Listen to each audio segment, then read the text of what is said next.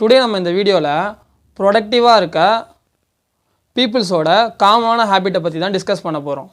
ஏன் நம்ம இப்போ அதை டிஸ்கஸ் பண்ணுறோம் அப்படின்னா, ஏன்னா ப்ரொடக்டிவிட்டி வந்து ரொம்ப மஸ்ட்டு அப்படின்னே சொல்லலாம். ஏன்னா இங்கே பாதி விஷயம் அடுத்த நாள் அப்படின்னு தள்ளி போகிறதுக்கோ இல்லை அடுத்த நாள் செஞ்சுக்கலாம் அப்புறமேல் பார்த்துக்கலாம் அப்படின்னு நம்ம நினைக்கிறதுக்கு முக்கியமான காரணமே இந்த சில விஷயந்தான் அப்படின்னு பெரும்பாலுமாக நிறைய பேர் சொல்கிறாங்க.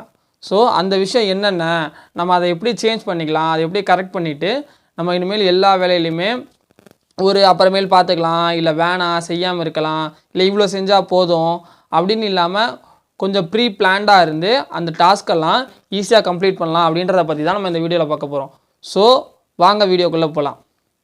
ஃபஸ்ட்டு விஷயம், ஆல்வேஸ் பிளான் அஹெட். எப்போவுமே முன்கூட்டியே நம்மக்கிட்ட ஒரு பிளான் இருக்கணும் எல்லா விஷயத்துக்குமே.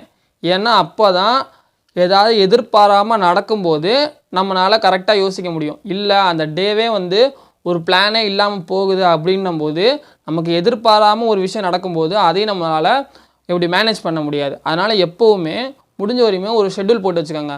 ரொம்ப பிரம்மாண்டமாக அப்படியே எழுதி அதில் அப்போல்லாம் வேணாம், சிம்பிளாக அன்னைக்குன்னு ஒரு சின்ன லிஸ்ட்டு ஒன்று போட்டு வச்சுக்கோங்க. இது பண்ணணும், இப்படி இருக்கணும் அப்படின்னு ஒரு சின்ன பிளான் பண்ணி வச்சுக்கோங்க. அது உங்களுக்கு ரொம்ப ஹெல்ப்ஃபுல்லாக இருக்கும். செகண்ட் என்னென்னா, multi tasking is not the way out. அதாவது ரொம்ப பிரபலமாக இருக்கவங்க இல்லை நிறைய விஷயத்தில் அச்சீவ் பண்ணாங்க, அவங்க வந்து இந்த மல்டி டாஸ்கிங் அப்படின்ற விஷயத்த நம்புறதில்லை. ஏன்னா மல்டி டாஸ்கிங் அப்படின்றது நம்மளோட டைமை வீணாக வேஸ்ட் பண்ணுற விஷயம் அப்படின்ற மாதிரி அவங்களோட பெர்ஸ்பெக்டிவில் எல்லாருமே அப்படி பார்க்குறாங்க. ஏன்னா ஒரே நேரத்தில் ஒரு விஷயத்தை ஃபுல் ஃபோக்கஸ்டாக செய்யும்போது இல்லை கற்றுக்கும்போது அதில் நம்ம வந்து ஒரு பெரிய அளவில் நம்ம போக முடியும் அப்படின்றது அவங்களோட தாட்.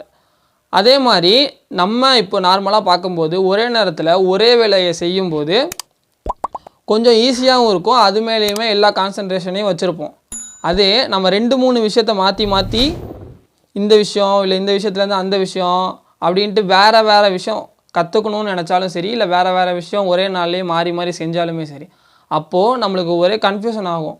அதனால் முடிஞ்ச வரையுமே ஒரு நேரத்தில் இல்லை ஒரு நாளில் ஒரு குறிப்பிட்ட ஒரு விஷயத்தை மட்டும் பண்ணுங்கள். அன்னைக்கு வந்துட்டு நீங்கள் கண்ணா பின்னான்னு போட்டு உங்களுக்கு ப்ரெஷர் ஏற்றிக்கிட்டிங்கன்னா அதில் ஒரு விஷயம் கூட நீங்கள் முழுசாக செஞ்சு முடிச்சிருக்க மாட்டீங்க. அதனால் முடிஞ்ச வரை இந்த மல்டி டாஸ்கிங் அப்படின்ற விஷயத்த அவாய்ட் பண்ணிடுங்க. Third, keep your work space tidy. அதாவது உங்களோட ஒர்க் ஸ்பேஸ், அதாவது நீங்கள் முதல்ல உங்களோட ஏதாவது ஒரு விஷயம் செய்யணும், இல்லை ஏதாவது ப்ராஜெக்ட் பண்ணணும், ஏதாவது ரிசர்ச் பண்ணணும், இல்லை நார்மலாக படிக்கணும் அப்படின்னு சொல்லிவிட்டு உங்களோட ஒர்க் ஸ்பேஸ் போனாலே, அதாவது நீங்கள் படிக்கிற இடத்துக்கு போகும்போதே உங்களுக்கு வந்து ஸ்ட்ரெஸ் ஆகக்கூடாது. ஏன்னா நீங்கள் ஏதாவது ஒரு விஷயத்தை தேடுவீங்க, ஏதாவது ஒரு நோட்ஸ் மிஸ் ஆகிருக்கும், ஏதாவது ஒரு ப்ராஜெக்ட் ஏதாவது வச்சுருப்பீங்க, அதை வந்து நீங்கள் தேடுற மாதிரி வச்சுக்கக்கூடாது. முடிஞ்ச வரையுமே நீங்கள் என்னென்ன திங்ஸ் எல்லாம் வச்சுருக்கீங்களோ அது ப்ராப்பராக நீங்கள் வச்சுக்கிட்டீங்க.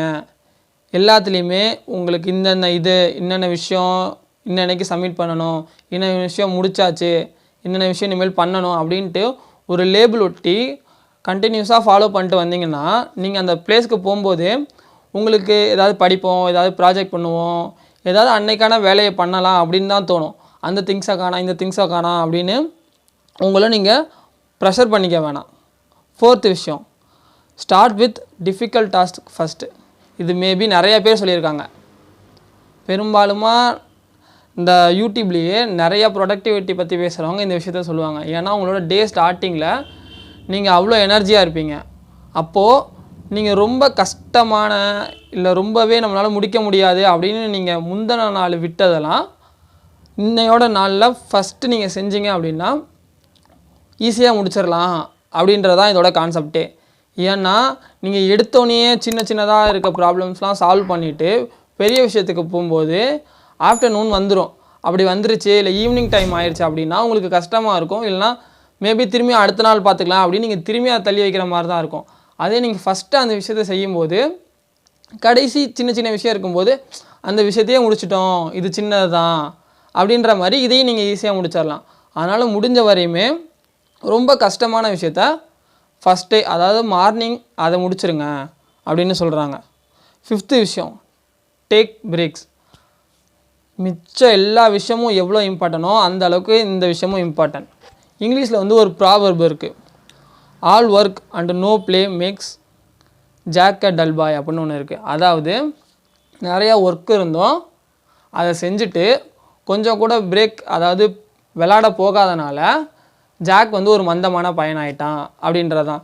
இது என்னத்தை வந்து மீன் பண்ணுறாங்க அப்படின்னா, எந்த அளவுக்கு நீங்கள் வந்து ஒர்க்கில் இம்பார்ட்டண்ட்டாக இருக்கீங்க, ஒரு ஃபோக்கஸ்டாக இருக்கீங்க, அந்த அளவுக்கு ஒரு குறிப்பிட்ட டைமுக்கு உங்களுக்கு பிரேக் தேவை.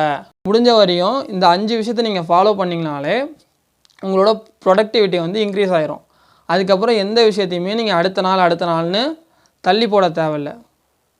ஸோ ப்ரொடக்டிவிட்டி அதில் நம்ம பெஸ்ட்டாக இருக்கணும், எந்த விஷயத்தையும் அடுத்தடுத்து தள்ளி போடக்கூடாது அப்படின்னு நினைக்கிறவங்க இந்த விஷயத்தெல்லாம் ஃபாலோ பண்ணி பாருங்கள்.